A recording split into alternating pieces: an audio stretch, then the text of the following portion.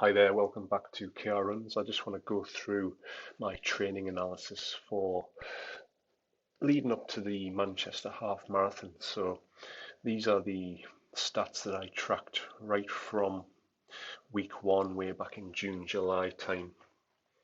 See this table here. So I've tracked weeks. So my first week was the 3rd of May 2021, and my training culminated in the Manchester Half Marathon, which was effectively week 23, and I was able to run a half marathon time of 73 minutes and 34 seconds. So I thought it'd be really good just to go through now that dust has settled.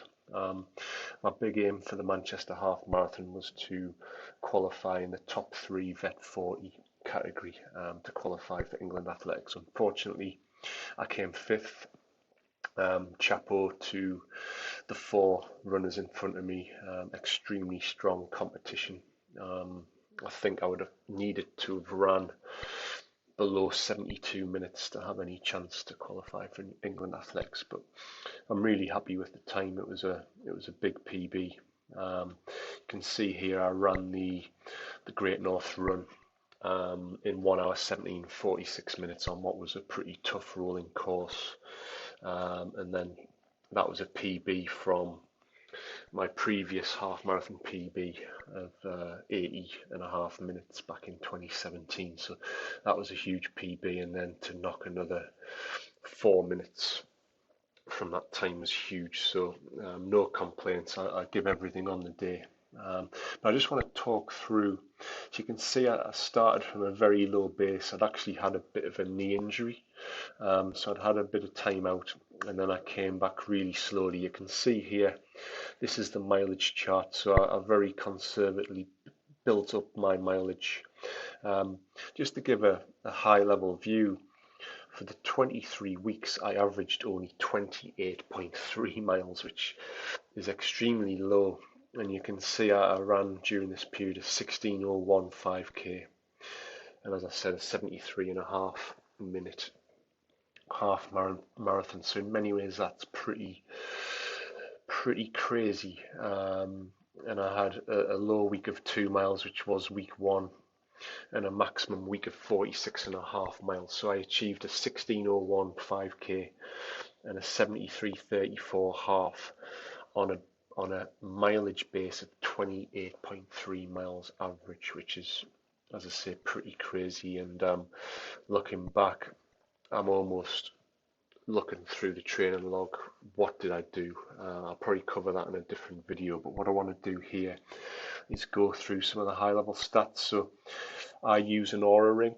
I don't know if you can see on the camera there, I've got an Oura ring on the finger which measures things like body temperature, resting heart rate variability. So what I had in my training plan was a track of what we've got here is points. So from my base Oura ring stats, I measured readiness score and heart rate variability. So to get every day when I got up, I would review my Oura stats and look at my readiness score and my heart rate variability.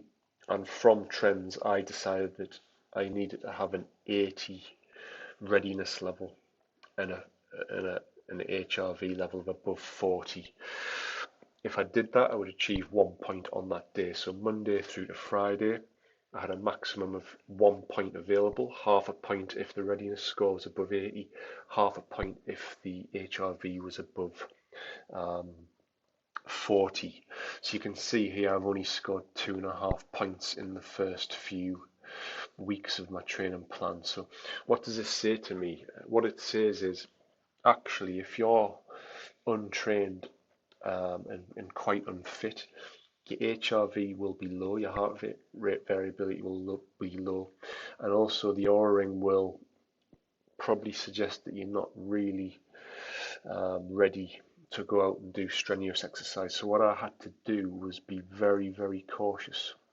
So this first sort of 9 or 10 weeks was very much just building the mileage up to around 30 per week. And also that mileage was very easy type running. Apart from the odd race that I threw in there, and you can see my resting heart rate was averaging around 53. Now for Oura that is a low, so what it does is it tracks your heart rate through the evening, through the night while you're sleeping, and it picks out the lowest point the heart rate reaches. So 53, 49, 50, that is the average low point. And you can see on this graph the blue line is the heart rate. As my mileage is starting to increase, my resting heart rate is slowly but surely trending downwards, with a few little peaks and troughs in there. So that's a key learning point for me, is that you need to kind of work through a little bit of resistance. The body is resisting. The Oura ring is saying that you're not really ready, you're not really, your HRV is low, and you can see the orange line is the HRV. So as the heart rate is slowly but surely coming down, as the mileage is going up, so too is the HRV kind of going up and down a bit. And you can see I had a bit of an issue in week 10 coming out of the Northeast Masters 5k where I ran 17:02. I had a bit of an issue weeks 7 through to 10. We're getting into the summer months. I have a bit of hay fever. I was struggling a little bit as the heat was increasing, so very much a patient waiting game. What I've also got here is as an indication of my VO2 max. This is using a formula which I explained in a previous video. It's a very basic formula which basically looks at heart rate reserve. So what's the difference between the maximum heart rate and the resting heart rate? And you're able to calculate. So you can see again this grey line, as the mileage is going up, the heart rate's coming down, the HRV slowly improving, and so is the VO2 max. So that all ties in. So let's take this a bit further. So where am I going with this? So one of the key points in my training leading up to the Manchester half was quite regular racing. So I had the 5k on the track, which was 17:02. My personal best on the roads was around 16:44. So I was a little bit disappointed with that, as I was with the 9:48 3k. Went off far too hard actually in that race. But I was able to follow that up with a good performance in a 5k on road / gravel, and I believe that 17:09 was much better. I believe that course was slightly over long, so I estimated my performance at the LGBT 5k was more like 16:35 to 16:45. So this is by week 12.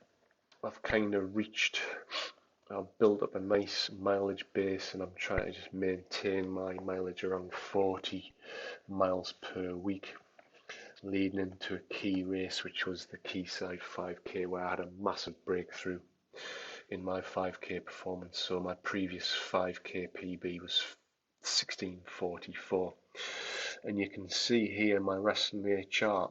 So starting the training plan, my resting HR was 53. Through cautious training and racing, I've managed to get the resting HR down to 46. Well, what does that mean? Well, heart rate reserve has increased. VO2 max estimate is 62.6, which is actually one of the highest levels it gets to during the training plan, and that very much leads to a breakthrough performance in the 5k. Training continued. I mean, I was very disappointed with the Great North Run, but looking back, even the elites were saying that it was a very difficult course, constant rolling, very little respite. So overall, I was disappointed with the time, but it was a decent performance, and I was able to go through. I did have a bit of an issue. I got a little bit sick. You can see the mileage comes down here to 7.7 miles, and I was getting pretty concerned because I did the first Northeast Harrier League cross country fixture of the season. It was the week after that illness, so you can see mileage was low, try to build it back up, do a race. I was actually very close to pulling out of that race. And there was a point at which I was wondering, do I pull out of Manchester? Obviously, with hindsight, really glad I didn't. Batten down the hatches, put in a really good week's training in week 2022. Managed to come out of that quite strong, and then it was just a case of resting and tapering properly for the Manchester half. So I think I had 3 full days rest before the Manchester half on Sunday the 10th of October. You can see my stats. Rest in HR was actually the lowest of the whole training block that week, and my HRV spiked as well, so I was very ready. And you can see that theoretical VO2 max calculation was actually 65.5 going into the Manchester half. So although I had some mental gremlins, and you can watch the race vlog, I did a little POV talk to camera before the Manchester half. I was very much unsure how it was going to go, but it all came good in the end, and around 73.5. So I hope that's useful, just to see the types of stats you can get from the Oura ring. It very much helped my training. I mean, that mileage chart, that average mileage, a lot of people might say, how have you done? How have you ran a 16:01 and a 73.5? But this is very much a culmination of 10 years of training to run competitively. Believe it or not, this is, for my standards, this is a consistent training plan with a good, solid racing schedule where I got some results, built up confidence.